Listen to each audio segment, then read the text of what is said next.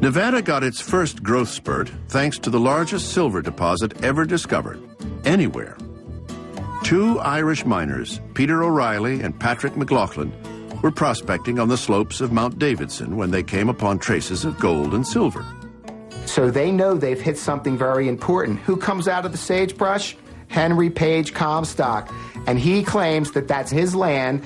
So these guys said, well, better to bring him on board and make him a partner than let him go spill the beans down at the saloons, and then everybody's going to come over and take over the project.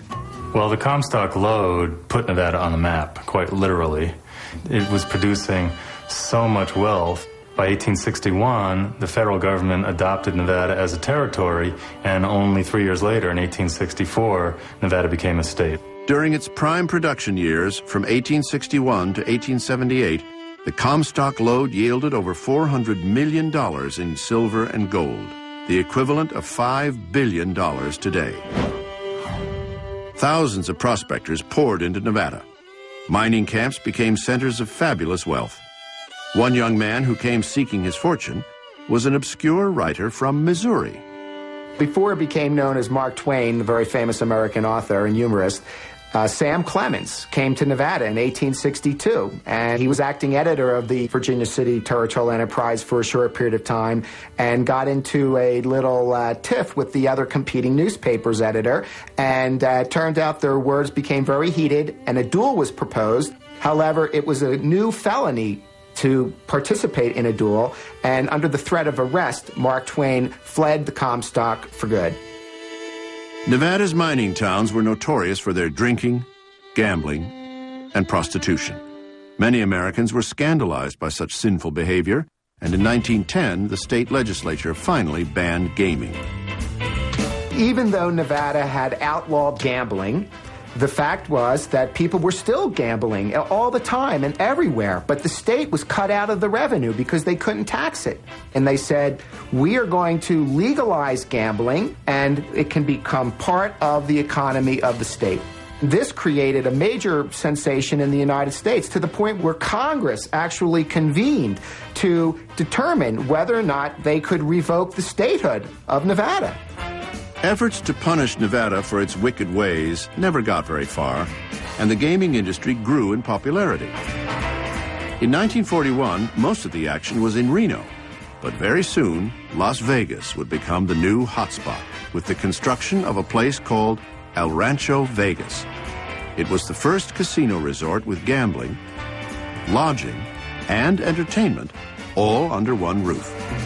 El Rancho Vegas set the standard for every hotel casino that followed on the Vegas Strip. Bugsy Siegel used the same model to develop his Flamingo Hotel on the other side of the Strip.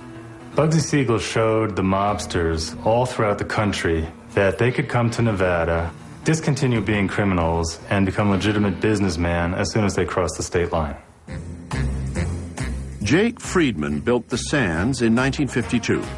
He was a gambler from Texas who had the bright idea to sell Frank Sinatra a few ownership points in the property. That gave Sinatra an interest in making the Sands successful, and Sinatra performed in the famous Copa Room for 15 years after that with his buddies, Sammy Davis Jr. and Dean Martin and Joey Bishop and all the rest of the Rat Pack. In less than 100 years, Las Vegas has gone from a fly speck on the map to a tourist destination that hosts 38 million visitors annually. With more hotel rooms than any city in the world, it would take one person 288 years to spend a night in each hotel room in Las Vegas.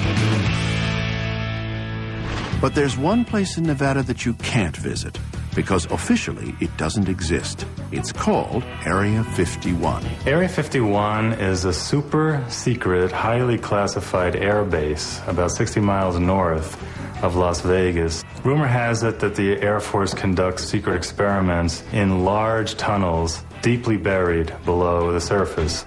Area 51, it's a very well-kept secret. I have heard many stories about UFOs being stored there. There's spy satellites, top secret facilities, black projects. You can only go so far towards it, then you have guards telling you to turn around and go back. I don't think I want to know too much because it's kind of scary.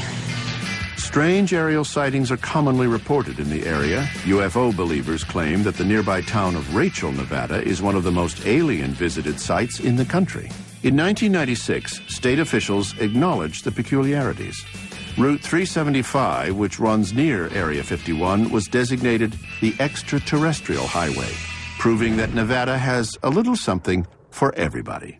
We have entertainment, we have food, we have hotels, and we have underground nuclear testing. It's really the only state that has everything.